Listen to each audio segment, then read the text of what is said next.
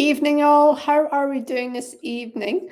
It's a bit later because it's still daylight. I think we need to be getting up later because summer tends to kick in about 8:30 at night. Useful, right?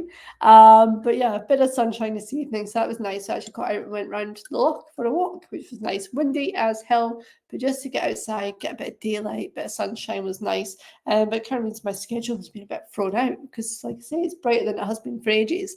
I am like nursing a mint tea because I am so cold. But hey ho, we can get summer later, right? And then we'll be moaning it's too hot. But yeah, I want to talk to you guys tonight about how Paula lost 35 pounds in 6 months.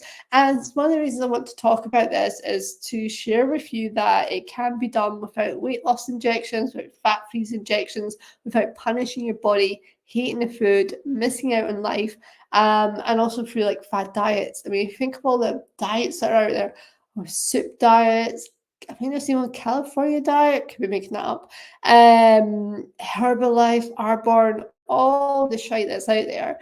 And you don't need all that expensive lotions and potions and whatever else or restrictive dieting that's making you miserable and it's making you yo-yo. So I wanted to come on and just share with you how Paula is one of my clients that has lost weight to where she is now, and also the nuances in there as well, like a bit about Paula's story and how that might or might not relate to you. So I'd say first up, when Paula first came to me, like I say, she was kind of at the point of tried yo-yo diets, the cabbage soup diet, various kind of Weight Watchers, muscle food meals as well, like muscle food do ready meals. So anything that was basically about calorie restriction. I know you will hear like, oh, it's about calories in, calories out, that's how you lose weight. Yes, to a degree, okay? And I say to a degree because there comes a point where I find with a lot of my clients, they're completely under eating and having super small meals. And as a result, it's just slowing down their metabolism because they're not fueling their body enough. And also they snack without realizing it. So they can be on the biscuits, the crisps, or binging at the weekends because they don't actually realize that they're restricting themselves during the week. So that can be a challenge. So with Paula, it was about resetting all the landscape around what good food looks like, what it looks like to lose weight and eat whole foods and enjoy your meals. So it's really resetting, if you like, the diet experience. Now, diet is whatever we're eating. So if you're eating pizza all day, that is your diet. If you're having curries all day, that is your diet. But obviously it's used as a bit of a marketing word, right?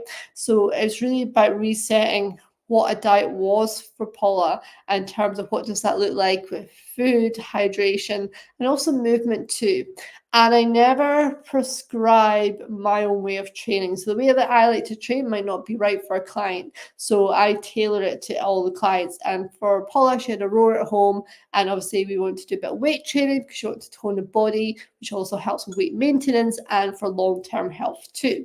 So in terms of the approach for Paula, so if we start talking about nutrition-wise, it was really about consistency for her. She struggled with having kids. Putting the kids' meal on was kind of the main thing before she had her own dinner. Then it was kind of a case of what's left, or if she'd go to the supermarket and get stuff in for the kids' dinner, it was a case of grabbing whatever there was. So it ended up being things like, fish fingers and chips, chicken nuggets and chips. And also that thing about having the same meal as your family. Because you're like, my kids are never going to eat this. They're not going to want that. They're in that phase of chicken nuggets. I was like, let's remove the complexity and focus on you. And then the kids get curious and they follow suit because they do. They're like, oh, what's that? What's that? And schools are quite good now in terms of variety of food they introduce into kids' diets too. So it's that thing about just trust in the process. You're going to feed your kids no matter what, but we need to be fueling you as a person, the leader in the household who's looking after everyone else. You deserve to be looked after too. So there's also that mindset shift. So what we're able to do is get Paula a meal plan with food she liked, that she'd enjoy, and then give time on Sunday for her to do her batch cooking and her prepping. And that way she could cook her meals, have them all prepared, she could chuck them in the freezer, but have them ready to go for the week ahead. And it just meant it took a lot of pressure off trying to juggle work, juggle the kids, and then do her own meals and not get to bed till late at night. Because obviously sleep is another big factor. Making sure you get enough sleep and your stress levels is a huge factor in your weight loss too. So by getting in that process process of going shopping on the Saturday, food prepping on the Sunday, it took out the stress, and she was set up for the whole week. And that basically meant she could stay consistent, and it wasn't about, oh, I'm hungry, can I grab this, can I grab that? She knew what she was doing, and she was good to go. And as in my live had done the other day about, you don't have to follow a recipe, like don't follow a recipe. So I was like, there's your ingredients. You can put a Paula twist on it, cook it how you want. Even for myself this morning, I was having a veggie omelette, and the omelette wasn't quite working out. So it ended up being veggie scrambled egg, but that's cool. It's fine. It's the same components. It's just cooked a little bit differently. So it's all about stripping back the complexity we build up in our heads, and the need for restriction. And at any point where Paula had like a family thing, a kid's birthday, then yes, have a slice of cake, join in, and then know the next meal you get back onto it. Hey, Natalie. So the next meal you get back onto it. So it's always that thing about, don't feel like you can't have a life and you can't enjoy food. You can enjoy food, and that's why I work with clients to, uncover what does that look like for them, but also that whole thing about how they can then learn to fit in a social life, going out to eat at restaurants, the kids' birthdays, things like that too, can all happen, and you can still lose weight and just say yes to things you want to say, and the things that are going to say no to because they're going to take you away from your goal. And I think that's the biggest learning curve for Paula. It was about enjoying food, being able to do social things, not beating yourself up about it, not thinking, oh, this is it, I've got off track, my weight loss is ruined, but actually accepting that you can do these things. Yes, the scales will go up for a little bit, but it'll come back down again, because it's about what you're doing consistently in between the social events.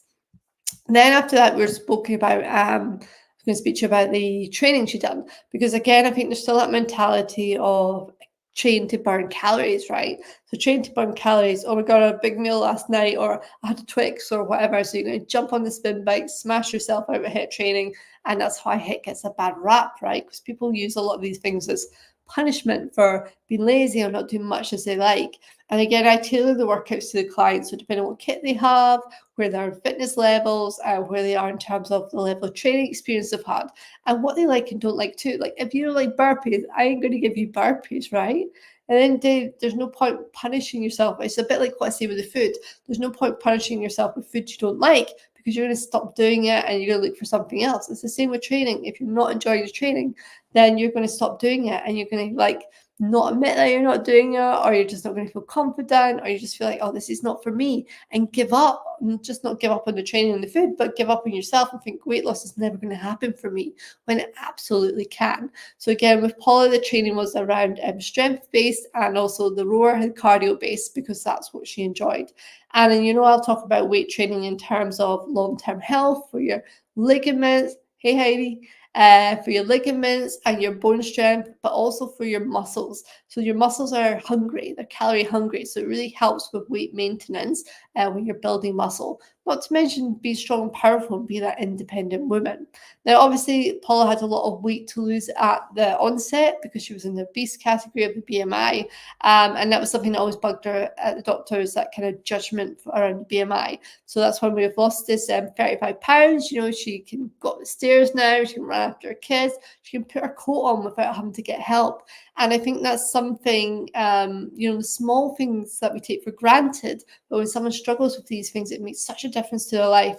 Being able to bend down and tie your shoelace, being able to put your coat on without getting help from someone. Small little things, but they just add to quality of life in terms of that pain of when you're overweight and can't do those things for yourself. So I say Paul obviously had a bit of weight to lose in the beginning. So that whole saying about, oh, it's easier to lose weight at the start.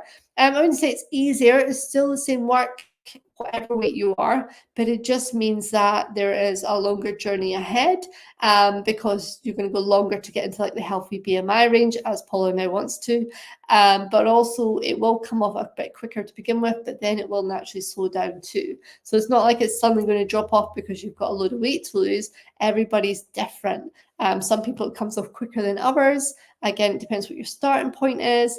And yes, it might be easier to lose in the beginning, but it can also make it harder, because as you go through the stages and the months of the program, and things might plateau a little in terms of scale weight, or things go up and down, and you start to lose faith. And that's where we look at body measurements and things, but also to understand your body, how it responds to food, how it responds to sleep, alcohol, all these things, and you learn that through the whole program. And as I said, Paula's not finished yet, so she's lost her double chin. She's fitted back into clothes she's never worn for years and years. She's had to buy a belt to hold her jeans up, and she just feels stronger in her body and toned. And with that comes confidence, right? So the fact she feels confident enough to take her jacket off now when out in public, even when the hot summer days, she'd keep it on. So now she's got the confidence to take her jacket off too. And like say, going into doctors and having to get the special blood pressure monitor that fits around a bigger arm too. All that just kind of eats away at you. So bless her, she's now obviously lost 35 pounds, much healthier than she was before. But her target is, do you know what? I feel the difference it is in my body. She feels the difference in her confidence and her energy levels. When she wakes up, she's not dragging her body around all day. So she wants to build on that and get us, like, say, into what a healthy weight range is with BMI. Now, you might be thinking, wait a minute, BMI, there was loads of like debate around that where it's good or not. Absolutely, like anything, it's got restrictive. If you've got more muscle on, then the BMI is going to show that you're probably overweight. If you're of a slender build and you've got muscle, then the chances are it'll tell you that you're overweight or in the danger zone, if you like, of coming between healthy weight to overweight because of muscle. But then you'll know. It's about being honest with yourself, right? You know when you're overweight or when you're obese or what that looks like. You know when you're lean and muscly and strong versus the other two. So I think, yeah, it has a place because they have to use something to measure everybody.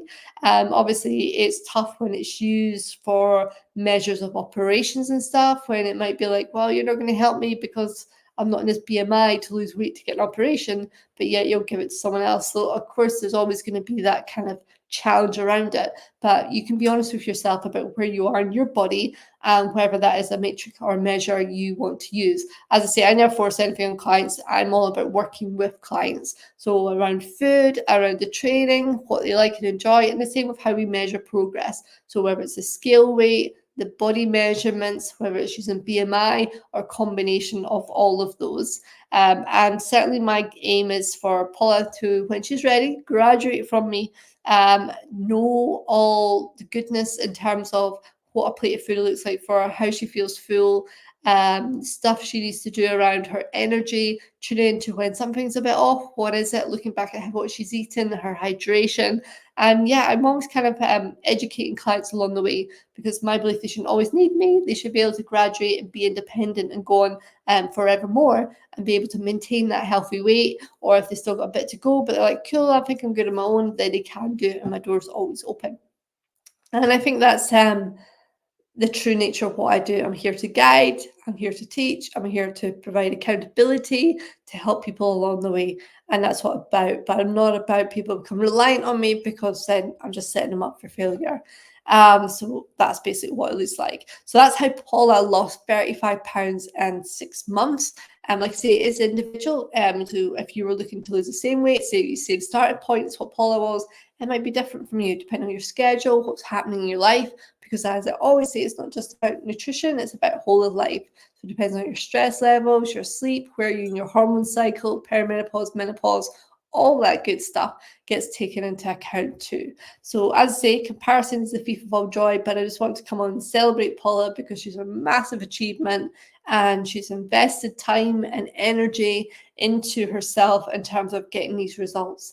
And it shows you that you can achieve it when you focus on it and make your self-care priority, which I know as females we're quite bad at doing. We often think it's selfish to go to work out, selfish to do that, but we can do it and we deserve to be happy and live a healthy life too. All right, team, that's how Paula lost 35 pounds in 6 months. Any questions about that, give me a shout. As I say, it's all with whole foods, real foods. I don't do fad diets, weight loss injections, none of that. And I'm not here to say, you can't eat that, you can't have this. You're like, oh, but Julie, you have. But I've guided you. I'm like, if you want to lose weight, then have the food before you have the coffee in the morning. Things like that. And if you're like, oh, but I really want that thing, then I will build it into the plan. Okay, obviously there's tolerance within there, but you got to be realistic about the results you want and how long it's going to take you to get there, depending on what that looks like. All right, go sleep well, and I shall catch you guys tomorrow. Take care. Bye.